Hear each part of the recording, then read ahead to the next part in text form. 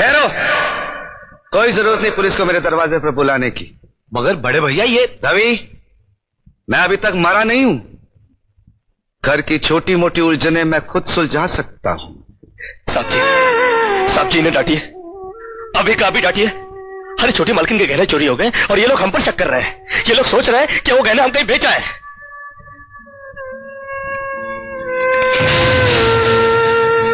बाकी के रुपए कहां है कृष्णा?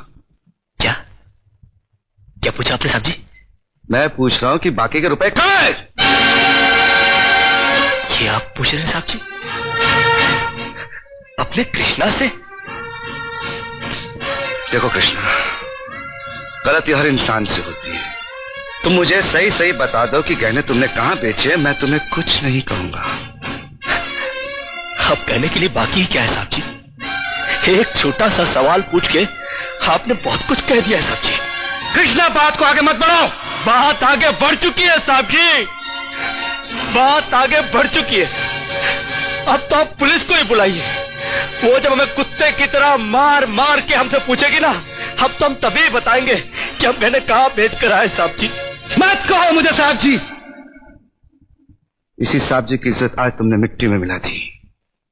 क्या कुछ नहीं किया था मैंने तुम्हारे लिए, उसका मुझे तुमने ये बतला दिया। अरे हट जाओ ज्योति। जिस दिन मेरी फैक्ट्री जलकर राख हो गई थी और मैं बर्बाद हो गया था, मुझे उतना दुख नहीं हुआ था कृष्णा जितना आज हुआ जब तुमने इस घर में चोरी की है। साहब जी,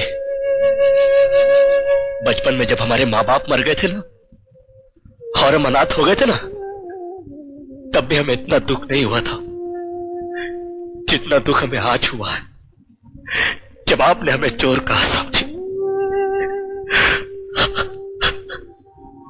आपने हमें चोर कैसे कहा साहब जी?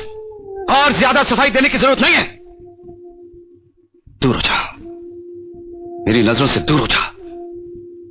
निकल जा इस घर से। अरे इस घर से ही क्या, इस गांव को ही छोड़कर चले जाएंगे। अरे मुंह जनात का क्या है, काट लेंगे अपनी जिंदगी कहीं भी। इतने साल इस घर में बेफिक्री से ये समझकर काट लिए कि साहब जी का हाथ है हमारे सर पर। हमको क्या है परवाह किसी बात की, मगर नहीं, अब हम जान गए कि इस दुनिया में अनाथ का कोई नहीं होता।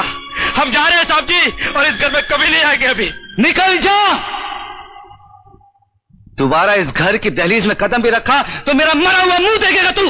अरे नहीं नहीं नहीं, मुझ नौकर के लिए अपने दिल को दुख देने की कोई जरूरत नहीं। मैं कदम भी नहीं रखूंगा यहाँ पर।